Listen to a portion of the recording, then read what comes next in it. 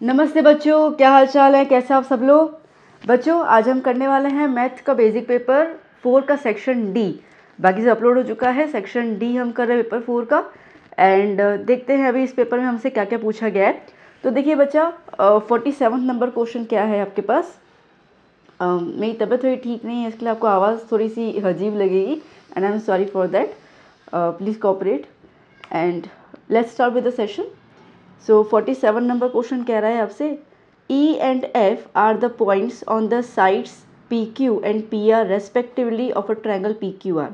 Triangle P Q R में ई और F दो पॉइंट्स हैं, कहाँ पर, साइड पी क्यू और पी आर पर। तो चलो एक बार हम फिगर बना दें बेटा, तो थोड़ा सा आइडिया आ जाता है हम लोगों को। यहाँ पे हमारे पास कहा गया एक ट्रायंगल बना दो,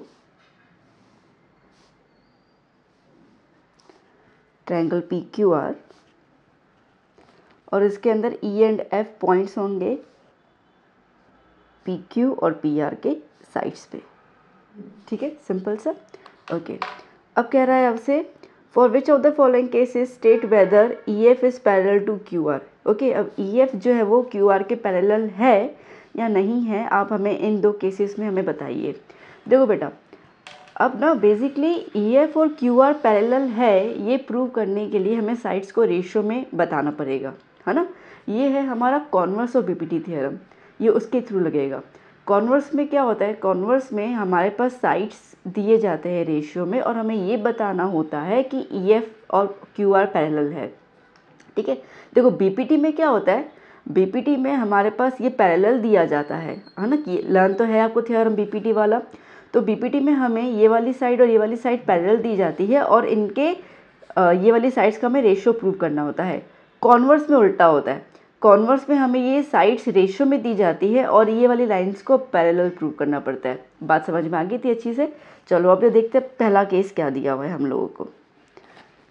PE is equals to 3.9 centimeter, EQ is equals to 3 centimeter, PF is equals to 3.6 और FR is equals to 2.4।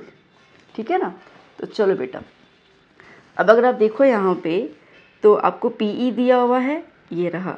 अच्छा, अब PE के नीचे EQ आना चाहिए, EQ दिया हुआ है, हाँ दिया हुआ है।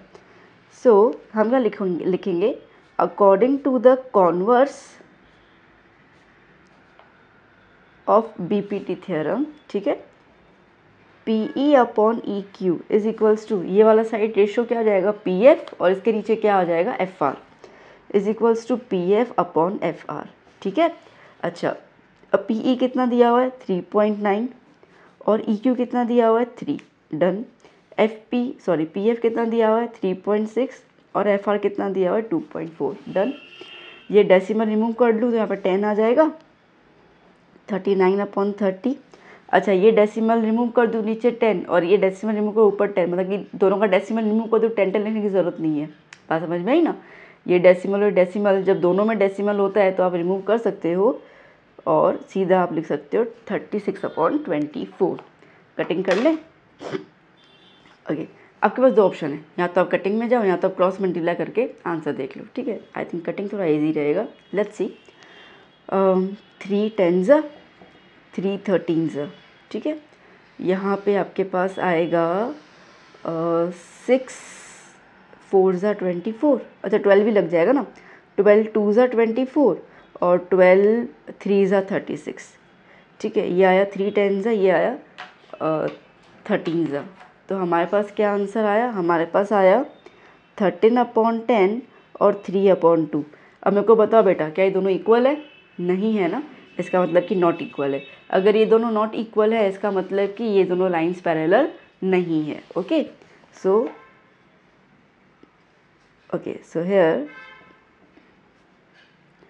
हियर क्या लिखोगे आप, EF is not parallel to QR। Okay, EF sorry,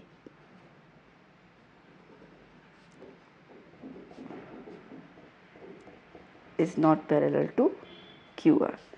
okay, अब ऐसे हम सेकंड नंबर प्रूव करेंगे। अपना नंबर 2। देखो नंबर 2 में क्या क्या लिखा हुआ है अपने को। पी क्यू दिया हुआ है 1.28 centimetre, P R 2.56, P E 0.18 और पी एफ 0.36। एक बार देख ले ट्रायंगल में किस तरीके से अपनी साइड्स बन रही है, दिख रहा है। देखो ये वाले क्वेश्चन और ये वाला ट्रायंगल है ना। तो पी क्यू दिया हुआ है मतलब कि मुझे पूरा का पूरा दिया हुआ है पी क्यू, और पी आर दिया हुआ है मतलब कि ये मुझे पूरा का पूरा दिया हुआ है पी आर। ठीक है, डन इतना, मतलब ये दोनों साइड्स फुल दी हुई है। पी ई दिया हुआ है, ओके। फिर ये वाला पोर्शन दिया हुआ है और पी एफ दिया हुआ है, ये वाला पोर्शन दिया हुआ है। ठीक है, इसका मतलब कि मेरी साइड की रेशियो कैसी बनेगी, आधा और पूरा। यहाँ पे भी क्या हो जाएगा, आधा और पूरा। ठीक है, ये मेरे साइड्स के रेशियो बनेंगे। So P E upon P Q is equals to P F upon F R. Okay बेटा, आपको रिजल्ट्स बताई होंगी जब भी हम लोग जस्ट बच्चे कंफ्यूज हैं, मैम नहीं ऐसे कैसे लिखा, तो थोड़ा सा समझा लेती हूँ मैं आपको।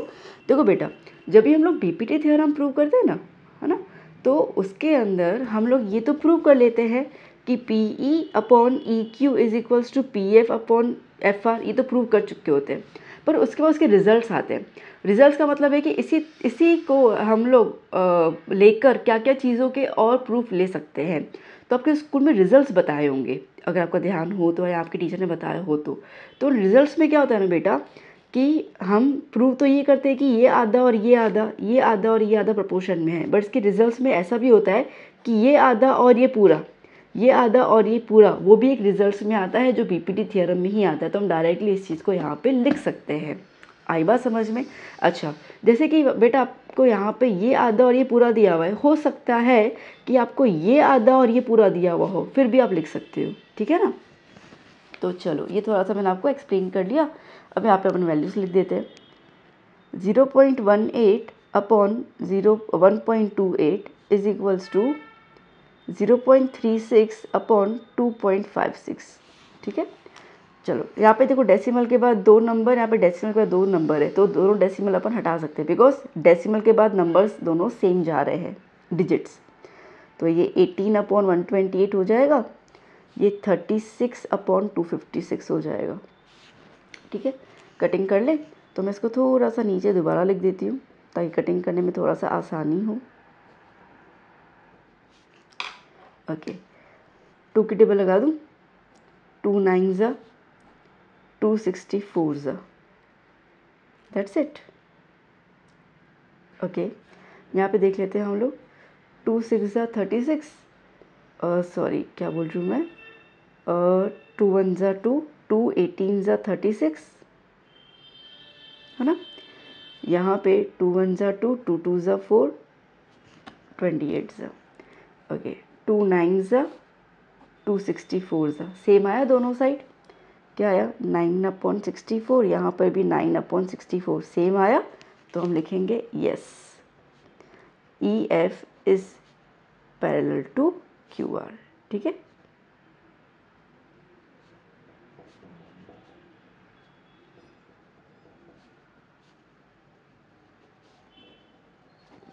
डन बेटा। ओके, तो चले चलते हैं 48 क्वेश्चन की तरफ।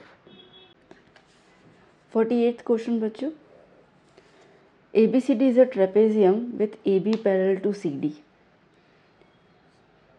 ABCD is a trapezium। जो आप रीड करते जाते हो ना, साथ साथ में करते भी जाया करो, तो क्या थोड़ा सा इजी हो जाता है समझना। ठीक है बेटा, तो क्या बोल रहा है यहाँ पे, ABCD is a trapezium in which AB is parallel to CD, E and F, देखो यहाँ पर E and F are the points on non-parallel sides AD and BC respectively such that EF is parallel to AB। Okay, तो हमें given में दिया हुआ है ABCD is a trapezium, AB is parallel to CD and EF is parallel to AB। ठीक है, हमें क्या प्रूव करना है, शो दैट लिखा हुआ है, to prove AE upon ED is equals to BF upon FC, ठीक है। AE upon ED is equals to BF upon FC, ये प्रूव करना है अपन को। देखो बेटा, अब पहली बात तो जैसे आपको दिया हुआ है AB इज parallel to DC and EF is parallel to AB, तो देखो बेटा इससे हम लोग ये चीज़ बोल सकते हैं, देखो AB जो है वो DC के पैरेलल है और AB जो है वो EF के पैरेलल है, मतलब ये दोनों पैरेलल हो जाएंगे ना। नॉर्मल चीज़ अपन बोल सकते हैं, ठीक है। क्या बोल सकते हैं अपन इसके अंदर कि lines parallel to the same line are parallel to each other, लिखने की ज़रूरत है तो सिंपल आप इसको बोल सकते हो, ठीक है। तो विच इम्प्लाइज हम बोल सकते हैं that EF is parallel to DC। मैं लिख दूँ, ये वाले स्टेटमेंट लिख देती हूँ, आपको एग्जाम में इसको लिखने की ज़रूरत नहीं है, ठीक है, कोई फ़र्क नहीं पड़ता है इससे, बट आपके समझने के लिए मैं आपको थोड़ा बता देती हूँ। Lines parallel to the same line are parallel to each other. अलग ही कॉमन सेंस की बात है, ठीक है। Lines parallel to same line, अभी ये लाइन इसके पैरेलल है, ये लाइन इसके पैरेलल है, तो ये दोनों लाइन्स जो है वो एक दूसरे के साथ पैरेलल होंगी, सीधी सी बात होगी, सेम लाइन के साथ पैरेलल है तो, ठीक है। तो ये पॉइंट आया और कुछ नहीं है, दैट्स इट ना बच्चों। हम क्या कर लेंगे, हम ना AC को ज्वाइन कर लेते हैं, डायगोनल AC। ओ सॉरी यार, ये हमने AC को ज्वाइन कर लिया, ठीक है। और ये वाला जो पॉइंट है इसको हम लोग G नाम दे देते हैं, ठीक है। तो क्या लिखेंगे, let's join AC to intersect EF at G, ठीक है। AC को ज्वाइन कर रहे हैं ताकि EF को वो G पे इंटरसेक्ट कर पाए, ओके। नाउ अब हम एक ट्रायंगल ले लेते हैं। Now consider triangle ADC। देखना बेटा क्या ट्रायंगल ले रही हूँ मैं, ADC, ये ट्रायंगल ले लेते हैं हम लोग, लिया हम लोगों ने। अच्छा अब सुनो बेटा, देखो पैरेलल लाइन ये और ये पैरेलल लाइन है ना। अच्छा मैं ये बोल सकती हूँ कि ये और ये पैरेलल लाइन है ना, सीधी सी बात है। पैरेलल लाइन का डिस्टेंस मतलब कि लेंथ ऑफ द लाइन से तो कोई लेना देना होता नहीं है, बस ये है कि वो दोनों लाइन आपस में इंटरसेक्ट ना करे, उसको हम लाइन पैरेलल बोलते हैं। बात समझ में आई है ना। तो अब अगर हम लोग EF इस पैरेलल टू DC बोल रहे हैं, जो अपन बोल चुके हैं यहाँ पर, तो EF is parallel to DC है, तो but obviously EG is also parallel to DC होगा कि नहीं होगा, होगा ना, क्योंकि है ये G पॉइंट है तो उसी लाइन का ही पॉइंट ना, कोई और तो है ही नहीं। बात समझ में आई, ठीक है। तो इसलिए हम यहाँ पे क्या लिखेंगे, in consider triangle, okay, here EG is parallel to DC, ठीक है। क्यों, क्योंकि EF is parallel to DC हम बता चुके हैं ऑलरेडी, ठीक है। So therefore according to BPT theorem, अब बच्चा आप खुद बता दो कि जब भी ट्रायंगल में दो लाइंस पैरेलल होती हैं तो हम उनके साइड्स को रेशो में लिखते हैं कि नहीं लिखते हैं, यही तो थ्योरम हमने लर्न किया हुआ है ना। तो ये वाली चीज़ तो यहाँ पे भी एप्लीकेबल हो रही है कि ये और ये पैरेलल है, इसका मतलब कि इनकी साइड्स को रेशो में लिख सकते हैं एज पर द BPT थ्योरम। तो रेशो में क्या होगा, AE upon ED is equals to AG upon GC। बात समझ में आई, AE upon ED is equals to AG upon GC लिखूँ। So AE upon ED is equals to AG upon GC, ठीक है। ये मेरा फर्स्ट पॉइंट समझ में आया। अच्छा अब सेम चीज़ मैं अप्लाई कर सकती हूँ फॉर दिस ट्रायंगल ऑल्सो, कौन सा, ACB हो जाएगा, जिसके अंदर GF is parallel to AB होगा, लिख दूँ वहाँ पर, है ना। देखो दो ट्रायंगल बन रहे थे ना, एक तो ADC बना, वो अपन ने ले लिया, दूसरा ट्रायंगल साफ साफ दिख रहा है ABC, अब उसको लेंगे और ये वाली साइड को रेशो बताएंगे, क्योंकि हमें बताना तो यही है, हमें बताना है कि AE और ED BF और FC के इक्वल है। तो ये वाला तो अपन प्रूव कर चुके हैं, अब एक बार ये वाला भी प्रूव कर ले हम लोग। तो उसके लिए I need to take this triangle, ले लूँ, चलो तो ऐसे रख देती हूँ मैं, है ना, आपको इजी हो जाएगा देखने में, okay okay. Similarly, consider triangle ABC, okay, in which GF is parallel to AB, ठीक है, GF जो है वो AB के यहाँ पर पैरेलल है. So therefore according to BPT theorem, AG upon GC is equals to BF upon FC. Number 2. अब देखो बेटा, देखो AG अपॉन GC के इक्वल टू में AE अपॉन ED है. हाँ है मैम. AG अपॉन GC के इक्वल टू में BF अपॉन FC है. हाँ है मैम. तो इसका इक्वल और इसका इक्वल दोनों सेम है, तो इसका मतलब कि ये और ये भी इक्वल हो जाएगा. सीधी सी बात है. ठीक है. सो फ्रॉम 1 and 2 लिख सकते हैं हम लोग यहाँ पर.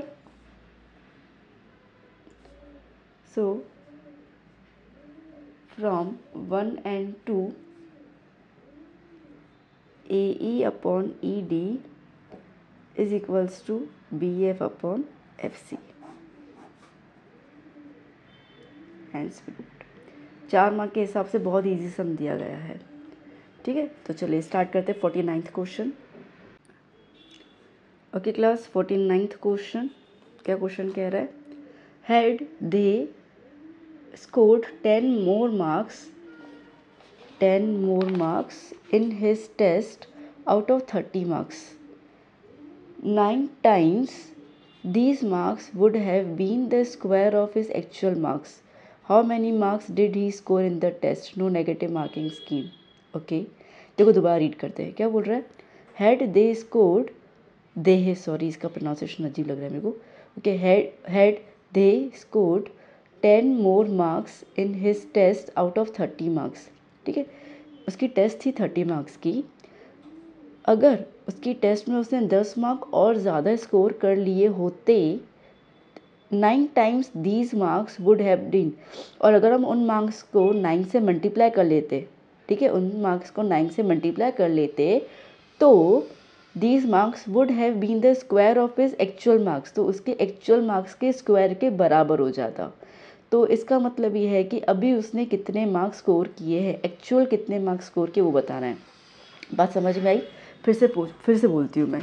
ठीक है. क्वेश्चन समझो बेटा, आंसर तो आपका आ जाएगा जब मैं समझाऊंगी. तो क्वेश्चन क्या बोल रहा है कि अगर दे ने 30 मार्क्स में से जो टेस्ट थी ना, तो जो भी उसके मार्क्स है, अपन को नहीं पता उसके मार्क्स क्या है, पर ये कह रहा है कि अगर उन मार्क्स में 10 मार्क्स और ज़्यादा लेके आता, और अगर हम उसको 9 से मल्टीप्लाई कर लेते हैं, टाइम्स मतलब मल्टीप्लाई कर लेते हैं, तो इसके उतने मार्क्स हो जाते, अगर इतने मार्क्स हो जाएंगे अगर हम लोग उसके एक्चुअल मार्क्स का क्या कर लें, स्क्वायर कर ले, तो उसके बराबर हो जाएंगे. तो उसके एक्चुअल मार्क्स क्या है वो बताओ. ठीक है. अब हमें तो पता नहीं उसके एक्चुअल मार्क्स क्या हैं, तो क्या कर लेंगे, एक्स कर लेंगे हम लोग. सो यहाँ पे लिखेंगे let they scored x marks. ठीक है. in 30 marks test. Okay. Now according to the question क्या बोल रहा है फिर से देखो. they scored 10 more marks. मोर मतलब क्या होता है? प्लस, मतलब कि जो उसके मार्क्स स्कोर है अगर उसने 10 और ज़्यादा कर लिए होते, 9 times the marks multiply by 9 times the mark would have been the square of, would have been मतलब इक्वल टू क्या हो जाता, the square of his actual marks. Actual marks कितने हैं? X square. ठीक है. देखो इन सम्स के अंदर ना आपको क्वेश्चन समझ के उसका फॉर्मूला बनाना ये बहुत डिफिकल्ट होता है. ठीक है. इसी पे आपको काम करना होता है. आपको मेथड तो सॉल्व करने आ जाता है. ठीक है. अब आप उतने तो प्रो हो चुके हो कि आप मेथड सॉल्व कर सकते हो. तो इसके लिए आप ना क्वेश्चंस को समझना ज़्यादा ज़रूरी है. बहुत सारे बच्चे मुझे पता क्या करेंगे, स्किप करके सिर्फ आंसर पे आ जाएंगे. अरे बच्चों आंसर तो मिल जाएगा, जब तक तुम क्वेश्चन समझोगे नहीं, how can you frame your own equations. Okay. तो प्लीज़ इन सब चीज़ों को कभी भी स्किप मत किया करो. तो चलो अभी सॉल्व कर लेते. अभी तो आसान है. ये 9 को ब्रैकेट में लेके आओ तो 9x हो जाएगा. फिर 9 को इस ब्रैकेट से मल्टीप्लाई कर लो तो 90 हो जाएगा is equals to x square. X square वाला टर्म है, इसको यहाँ पे शिफ्ट कर लो तो एक इक्वेशन बन जाएगी हमारे पास एक्स स्क्वायर 9 यहाँ पे आया तो माइनस, 90 यहाँ पे आया तो माइनस, ठीक है। अब हम लोगों को यहाँ पर 90 के फैक्टर्स निकालने हैं। तो 90 के फैक्टर्स एक तो आएगा 9 10 ज़ा 90, बट हमें क्या चाहिए बेटा, 9 चाहिए बीच में। 10 में से 9 जाएगा तो 1 बचेगा और प्लस करेंगे तो 9 10 आएगा, तो 9 तो किसी भी कीमत पे नहीं आ रहा है। दूसरा 2 इंटू 45 90 में जाता है, पर अगेन 9 तो किसी भी कीमत पे नहीं आएगा ना, ठीक है, ना प्लस करने में ना माइनस करने में, तो ये भी चला जाता है। तीसरा 6 इंटू 15 जो होता है 90, है ना, तो 6 15 ज़ा 90, 5 में से 6 गया तो 9 बचेगा। हाँ, ये वाला सही बैठ रहा है, ठीक है। तो अब कैसे लिखेंगे, एक्स स्क्वायर माइनस की साइन माइनस, पहले ग्रेटर नंबर हम लिखते हैं। जो बच्चे मुझे शुरू से फॉलो करते हैं उनको पता है कि मैं ये चीज़ कैसे समझा दी हूँ, ठीक है। तो हमेशा जो ग्रेटर नंबर है पहले वो लिखेंगे, फिर जहाँ पे साइन आएगी वो इन दोनों की मर्ज करके आएगी, तो माइनस माइनस प्लस, फिर आएगा छोटा वाला नंबर 6x, फिर ये last term with the sign, okay. अब आपको 4 टर्म मिल गए, कॉमन निकालो, दो दो का ग्रुप बनाकर। ये x कॉमन में आएगा, x माइनस 15, यहाँ पे 6 कॉमन आएगा, x माइनस 15 इक्वल्स टू 0। तो एक आया x प्लस 6 और दूसरा आया x माइनस 15 इक्वल्स टू 0। तो x plus 6 equals to 0 equals to 0 which indicates x is equals to minus 6, और x minus 15 equals to 0 which indicates x equals to 15। अच्छा, अब आप मुझे बताओ, क्या x की वैल्यू नेगेटिव में हो सकती है? नहीं ना, मार्क्स तो नेगेटिव में नहीं आ सकते ना। क्यों? वैसे तो आ सकते हैं, ठीक है, आजकल के जो कॉम्पिटिटिव एग्ज़ाम है उसमें नेगेटिव मार्किंग होती है, बट इन्होंने यहाँ पे क्वेश्चन में साफ साफ बोला हुआ है, no negative marking system in this test. तो जब नेगेटिव मार्किंग है ही नहीं तो नेगेटिव मार्क्स तो आएंगे ही नहीं, तो इसके लिए ये वाला ऑप्शन नहीं बैठ रहा है। तो x इज इक्वल्स टू 15। सो दस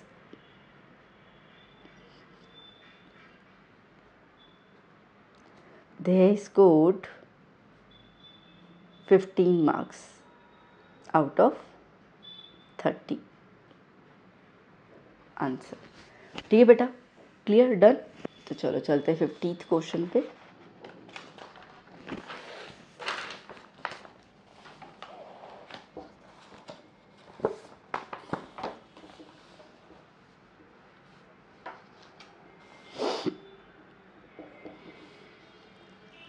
ओके, क्या क्वेश्चन कह रहा है, if the sum of the first 7 terms of an AP is 49। अच्छा, if the sum of first 7 terms, मतलब कि S7 आपको दिया हुआ है 49 and that of 17 terms is 289, और sum of the 17 terms is 289, find the sum of the first n terms,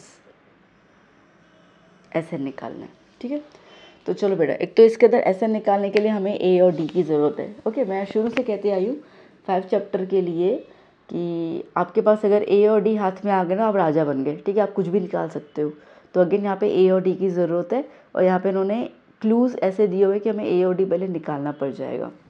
अच्छा, अब देखो बेटा, हमारे पास सिंपल फॉर्मूला क्या होता है, Sn is equals to n/2 2a plus n minus 1 d, ये वाला फॉर्मूला होता है। अभी S7 की बात चल रही है, तो S7 is equals to n की जगह 7/2 a प्लस ये n की जगह 7, 7 माइनस 1 क्या हो जाएगा 6d।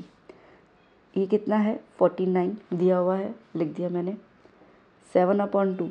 अच्छा, 2 और 6, 2 कॉमन निकाल दो ना, बिकॉज 2 के टेबल में 6 तो आता ही है, तो मैंने यहाँ पे 2 कॉमन निकाल दिया। तो क्या बचा, a प्लस ये 2 बाहर आ गया, 6 का क्या होता है 2 3 ज़ा 6, तो 2 बाहर आ गया, तो क्या बचा 3 बचा, ये 2 और 2 कैंसिल हो गया, क्या बचा 49 is equals to a plus 3d। ये मेरी इक्वेशन 1 बन गई। दूसरी इक्वेशन क्या किससे बनेगी, S17 289। तो S17 इज इक्वल्स टू, ये वाली फॉर्मूला में रखती जा रही हूँ मैं, 17/2 2a प्लस ये 17 माइनस 1 कितना हो जाएगा 16d, ठीक है। ये 289 दिया हुआ है, इसका वैल्यू अप्लाई कर दिया। अच्छा यहाँ पे देखो ये 2 है और ये 16 है, 16 की टेबल में आई मीन 2 की टेबल 16 आता है, हाँ आता है, तो चलो 2 कॉमन निकाल देते हैं। ये 2 बाहर आ गया तो ये a बचा, 16 क्या होता है 2 8 जा 16 होता है, ये 2 बाहर आ गया तो क्या बच गया 8, 2 2 कैंसिल आउट, ठीक है। सो 289 इज इक्वल्स टू 17, एक सेकंड ना मुझसे मिस्टेक हुई उसमें, एक से मैं करेक्ट कर लेती हूँ, a प्लस 8d। अच्छा 17 को नीचे लेके आओ तो 289 upon 17 is equals to a plus 8d, 17 1 जा 17 बिकॉज 17 का स्क्वायर होता है 289, ठीक है। तो क्या हो गया a plus 8d is equals to 17, ये इक्वेशन नंबर 2।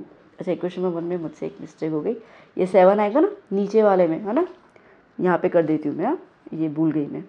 तो 49 upon 7 is equals to a plus 3d, ये कट हो गया, 7 इसके नीचे आ गया, 7 1 जा 7, ठीक है। तो यहाँ पे क्या आएगा 7 आएगा, सॉरी, है ना।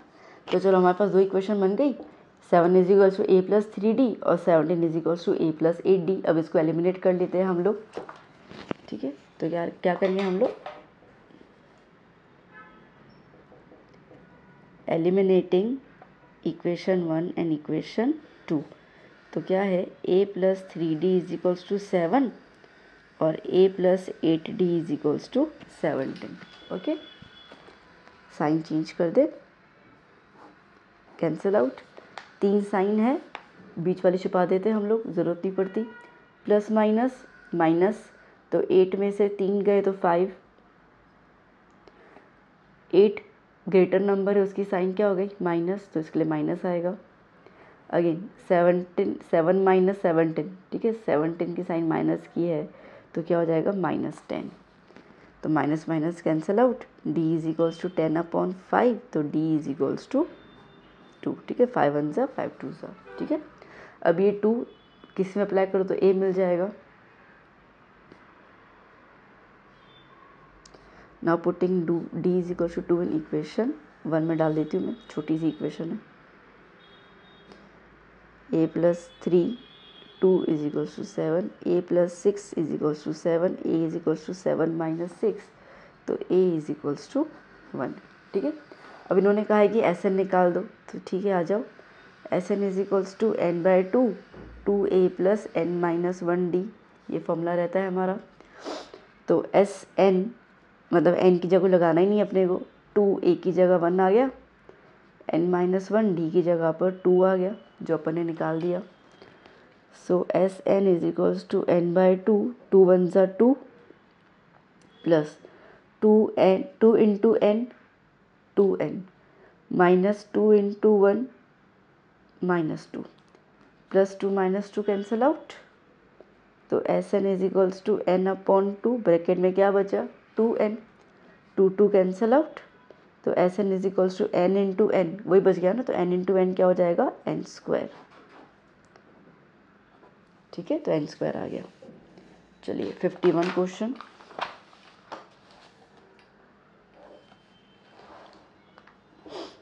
क्या कह रहा है, following absentee record of 40 students of a class is given, number of days और number of students, find the mean निकालना है। अच्छा बेटा मेरे को 2 मिनट दो, मैं फटाफट से खाली ये टेबल बना दूंगा। ओके बच्चों 51 नंबर क्वेश्चन, ये रहा, मैंने पूरा टेबल बना दिया है ना। हमें मीन निकालना है, देखो मीन निकालने के लिए हम लोगों को यहाँ पे xi पहले निकालना पड़ जाएगा, ठीक है। तो xi का फॉर्मूला क्या होता है, upper limit plus lower limit divide by 2, okay. तो पहले हम xi निकाल दोगे, कुछ भी आप फॉर्मूला लगाओगे, 3 फॉर्मूला है हमारे पास, तीनों में से आप जो भी लगाओगे तो आपको पहले xi तो निकालना ही पड़ जाएगा, ठीक है। तो जैसे कि अभी यहाँ पर अपर plus lower divide by 2, upper limit इसको बोलते हैं, लोअर लिमिट इसको बोलते हैं, 6 प्लस 0 6 है ना, 6 प्लस 0 डिवाइड बाय 2, तो 6 डिवाइड बाय 2 कितना आया 3, 6 plus 10 16 divide by 2 8, 10 plus 14 24 divide by 2 12, 14 plus 20 34 divide by 2 17, 20 plus 28 divide by 2, 20 plus 28 तो 48 divide by 2 24, okay. 38 plus 28 66 okay divide by 2 33 and 38 plus 40 78 कितना हो जाएगा 39। ठीक है बेटा। अब देखो एक चीज़ आप ध्यान देना, अब मैं आपको एक मेथड सिखा रही हूँ, दैट इज़ मैं आज अभी यहाँ पर डायरेक्ट मेथड कर लेती हूँ। ठीक है, डायरेक्ट के थ्रू मैं सिखा रही हूँ, बट इसमें दो मेथड जाएंगे, अज्यूम मेथड भी जाएगा, स्टेप डिविजन भी जाएगा ना। पर अब इसको स्टेप डिविजन से मत करना, ठीक है। क्यों? क्योंकि स्टेप डिविजन का फॉर्मूला क्या होता है बेटा, उसका फॉर्मूला होता है a plus sigma F I you I upon sigma F I multiply by H, ये जाता है। ठीक है, बट आप खुद देखो ना बेटा, यहाँ पर h मतलब क्या होता है, ये जो गैप होता है क्लास साइज, यहाँ पे 6 का गैप है, यहाँ पे 4 का है, यहाँ पे 4 का है, यहाँ पे फिर 6 का हो गया, ये 8 का हो गया, ये 10 का हो गया, तो गैप यहाँ पे सेम नहीं जा रहा है। ठीक है ना, तो इसके लिए ये वाला फॉर्मूला मत लगाना। ओके, बाकी अपने पास दो बच जाते हैं, डायरेक्ट और अज्यूम्ड, तो मैं डायरेक्ट से कर लेती हूँ, आपको अगर चाहे तो अज्यूम से भी करके ट्राई कर सकते हो। ठीक है, डायरेक्ट से इसलिए कर रही हूँ कि वैल्यूज़ बहुत छोटी है ना, तो छोटी वैल्यूज़ में डायरेक्ट जल्दी हो जाता है। ठीक है, इसकी वजह से, और कोई ऑप्शन नहीं, मतलब और कोई मेरा कोई वो नहीं है रीज़न। आई ऑलवेज़ प्रीफर कि जो बड़ी वाली वैल्यूज़ होती है उसमें अज्यूम वाला कर लो, वो ईजी हो जाता है, छोटी वाली वैल्यूज़ में डायरेक्ट कर लो। तो चलो अब हमें करना है एफ आई डी आई का मल्टीप्लाई, है ना, सॉरी क्या कह रही हूँ मैं, एफ आई एक्स आई, है ना, एफ आई एक्स आई का मल्टीप्लाई डायरेक्ट मेथड है ना। तो चलो शुरू कर लेते हैं हम लोग, पहले मल्टीप्लाई करना, 11 3 33, 10 इंटू 18 180, 7 इंटू 12 रहेगा हमारे पास 84, then 17 into okay into 4 68, 4 4 16 1 carry 96। ठीक है, 24 इंटू 4 96, हाँ ओके, देन 33 इंटू 3 99 और 39 प्लस इंटू 1 39। ठीक है, अब डायरेक्ट मेथड का फॉर्मूला क्या होता है, sigma F I x I upon sigma F I, simple सा है ना। तो इसको प्लस कर दे, सिग्मा एफ आई एक्स आई को प्लस करना शुरू करते हैं। तो बच्चा इसका प्लस आ रहा है 499। ठीक है ना, 33 plus 80 plus 84 plus 68 plus 96 plus 99 plus 39 का टोटल आ रहा है 499। फ्रीक्वेंसी ऐड कर ले, तो इसका प्लस कितना हो रहा है बेटा 40। चलिए, तो x bar is equals to 499 divide by 40, थोड़ा नीचे से डिवाइड कर लेती हूँ, 499 40 से, 4 10 ज़ा 40, ओके, 4 1 ज़ा 4, 4 2 ज़ा 8 1 कैरी, ओके, 4 4 ज़ा 16। ठीक है, 16 कितना आएगा हमारे पास 3 0, 7 ज़ा 28 2 कैरी 5 ज़ा 25। ठीक है, तो x bar is equals to 124.75 divide by 10, तो मैं इसको यहाँ पे ले लूँ, तो क्या हो जाएगा 12.475, अप्रोक्सीमेटली अगर हम देखें तो 12.48। अच्छा, अगर आपको ऐसे डिवाइड नहीं खाया ना, तो आप 499 को सिंपल 4 से डिवाइड कर लेना और ये वाला वैल्यू आपका आ जाएगा। ठीक है, और 10 नीचे की तरफ 40 से डिवाइड करोगे फिर भी ठीक है, कोई इशू नहीं है इसके अंदर। 40 से करना है, देखो एक बार देख लो, तो क्या हो जाएगा 41 ज़ा 40 9 बचा 99। ठीक है, उसके बाद 42 ज़ा होगा 80, क्योंकि 43 ज़ा तो 120 हो जाएगा, तो 42 ज़ा 80 क्या हो गया 19.0 लगा दोगे। 44 ज़ा 160 कितना बचा 30, ओके, 0 लगा देना है। तो 7 ज़ा 280 20 बचा, 0 लगा देंगे तो 5 ज़ा, यही चीज़ आगे वैल्यू। ठीक है, तो वैसे भी करना है, आपकी मर्ज़ी है। चलिए नेक्स्ट क्वेश्चन शुरू करते हैं हम लोग। 52, the distribution below gives the weight of 30 students of a class, find median निकालना है। ठीक है, मैं इस टेबल को बना दूँ। सो बच्चों 52 क्वेश्चन, ठीक है, तो हमें क्या निकालना है, मीडियन निकालना है, और मैंने ये पूरा टेबल बना दिया। अब मीडियन के लिए हमें पता है कि हमें सी एफ की ज़रूरत होती है, तो पहले सी एफ निकाल देंगे हम लोग। ठीक है, सी एफ का क्या होता है, ये 2 का 2, ठीक है। उसके बाद क्या हो जाएगा 2 + 3 5, देन 5 + 8 13, 13 + 6 19, 19 + 6 25, 25 + 3 28, 28 + 2 30। देखो करेक्ट है। अब इन्होंने यहाँ पे लिखा भी हुआ था the distribution of the below gives the weight of 30 students. तो ये जो आपको यहाँ दिया होता है ना 30 नंबर ऑफ लाइक फ्रीक्वेंसी, ये अगर आप इसको गिनोगे तो आपको सिग्मा FI आएगा, दैट इज़ 30। तो ये और ये वैल्यू सेम होनी चाहिए और वो ऑलरेडी है, ठीक है। तो ठीक है। अब मीडियन का फॉर्मूला क्या होता है, L + n/2 - CF/F × H, है ना। तो इन सब की पहले वैल्यूज़ लिख देते हैं हम लोग। तो पहले वैल्यू मुझे चाहिए होगा n/2। n क्या है 30, ये जो लास्ट होता है उसको हम n कहते हैं। आप इसको n कह दो, इसको n कह दो, एक ही बात है। सो 30/2 कितना हो गया 15, 15 आया। अब इस 15 जो आया ना, अब आपको ये देखना है कि इसके जस्ट ग्रेटर देन वाला को देखना है। ये जो अगर वैल्यू आता है उसे जस्ट ग्रेटर देन CF, देखो कौन सा जा रहा है, तो जस्ट ग्रेटर देन तो ये वाला जा रहा है, ठीक है। तो इसको ब्लॉक कर दो।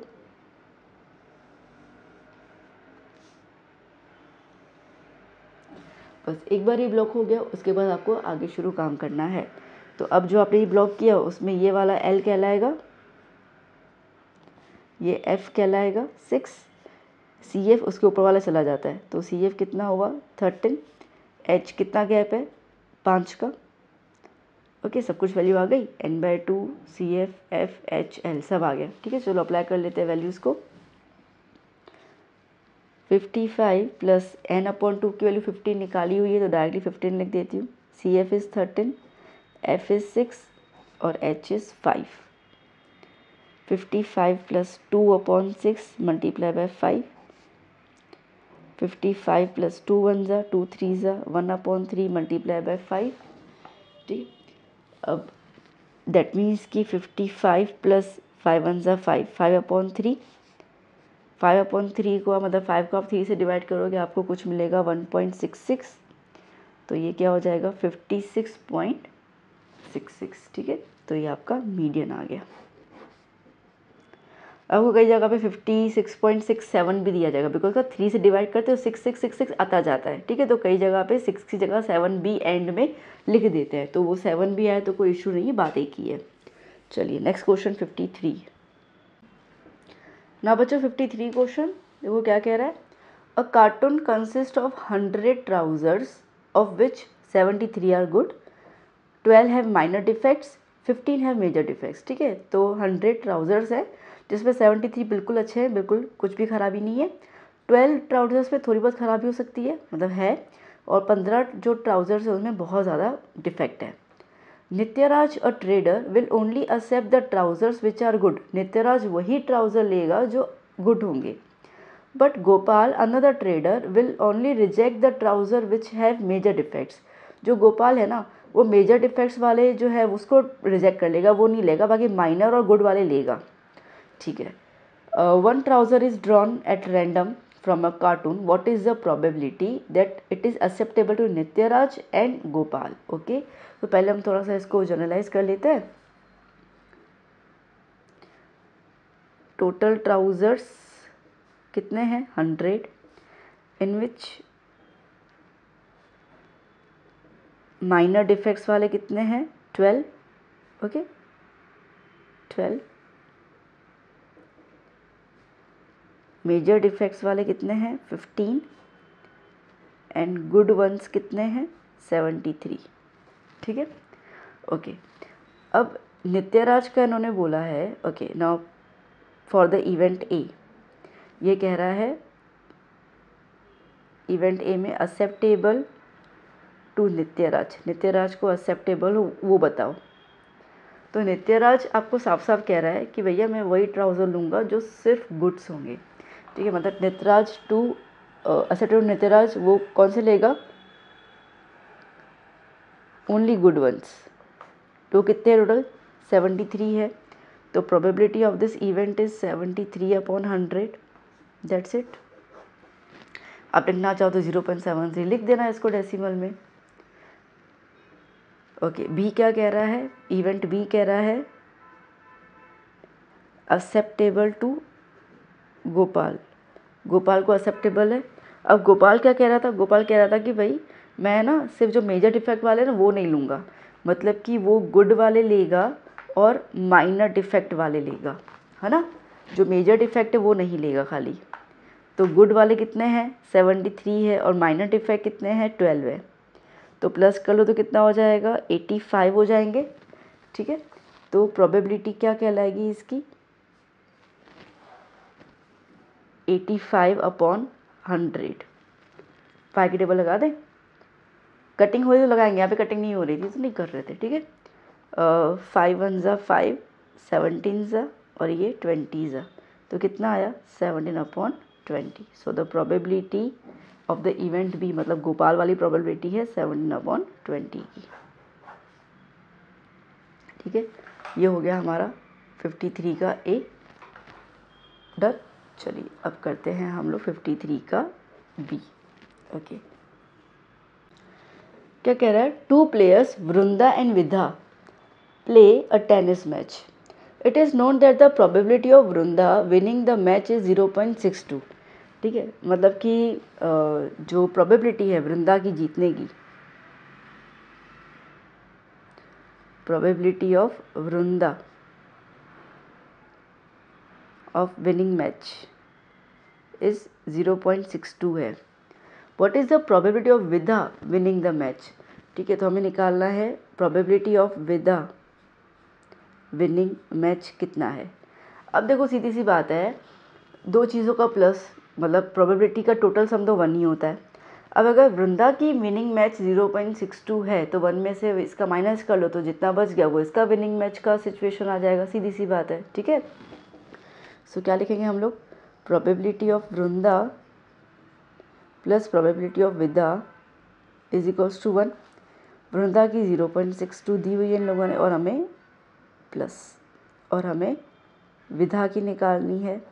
सो प्रोबेबिलिटी ऑफ विनिंग विधा इज इक्वल्स टू 1 माइनस 0.62। तो 1 में से 0.62 माइनस कर लो तो पॉइंट के बाद क्या लगा देंगे, 0 लगा देंगे, कैरी ऑन कर लेते हैं 0, यहाँ पे 1 आया तो 9 क्योंकि यहाँ पे 1 दे रहे हैं, तो ये 8 ये 3, ठीक है। तो कितना हो जाएगा 0.38, सिंपल। अब ऐसे भी सोच सकते हो कि वृंदा की हारने की जो प्रोबेबिलिटी होगी वही विधा की जीतने की होगी, ठीक है, सीधी सी बात है। चलिए 54 question. So now 54th question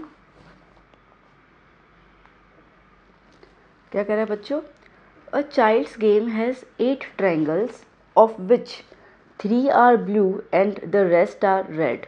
okay, तो 8 ट्रायंगल्स हैं। So total number of triangles 8 है जिसमें से 3 ब्लू हैं। सो ब्लू ट्रायंगल्स 3 हैं, बाकी रेड बच गए। तो अभी 8 में से 3 हटा दो तो कितने बच जाएंगे 5, तो रेड कितने हो गए 5। Okay, and 10 squares of which, okay, total number of squares हैं 10 of which 6 are blue, blue square दिए हुए हैं 6 and rest are red.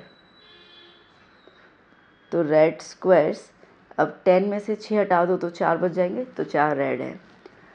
1 piece is lost at random, ठीक है। अब कोई भी पीस एक गुम जाता है तो टोटल पीसेस कितने हैं, 8 पीसेस ट्रायंगल के हैं और 10 पीसेस स्क्वायर के हैं। So total pieces in child's game is 8 + 10 that is 18, ठीक है। अब क्या बोल रहे हैं, 1 piece is lost at random, एक पीस गुम हो जाता है, तो फाइंड द प्रोबेबिलिटी। तो चलो 1 बाय 1 स्टार्ट कर लेते हैं। Find the probability that it is triangle. अब जो एक पीस गुम हो रहा है ना तो बता दो कि वो ट्रायंगल में से गुम हुआ है, तो ट्रायंगल में से गुम हुआ है तो उसकी प्रोबेबिलिटी क्या है। तो okay, lost piece is triangle, अब ट्रायंगल के टोटल पीसेस कितने हैं? 8। Okay, so therefore probability of this event, मैं इसको ए नाम दे दूँ, of this event A is 8 pieces of triangle, total pieces are 18। ठीक है, तो 2 4 ज़ा 8, 2 9 ज़ा 18, 4/9। Second event B, lost piece is okay क्या है? स्क्वायर। स्क्वायर टोटल कितने हैं बेटा? 10। So therefore probability of the event B is 10/18, 2 5 ज़ा 2 9 ज़ा 5/9। सी क्या कह रहा है? Square of blue colour, lost piece is of blue square. Blue colour के स्क्वायर कितने टोटल? 6 हैं, तो इसके लिए 6 piece. So the probability of the event is 6/18, 6 1 ज़ा 6 3 ज़ा 18, 1/3। And the fourth one, triangle of red colour,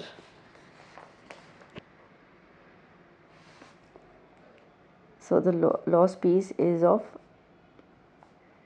red triangle, triangle of red colour. Red colour कितने triangle है? 5 है, that means 5। So therefore probability is 5/18। इस पर कुछ cutting होगी नहीं, ठीक है। So that is the answer. Done बेटा। तो यहाँ पे आपका section D of the paper 4 is completed. So I hope you enjoyed, समझ में आया आपको अच्छे से। चलिए आप इसको अच्छे से स्टडी कीजिए, प्रैक्टिस कीजिए। मैं आपको जल्दी से नेक्स्ट पेपर का वीडियो देती जाऊँगी। बाय बाय, टेक केयर बेटा।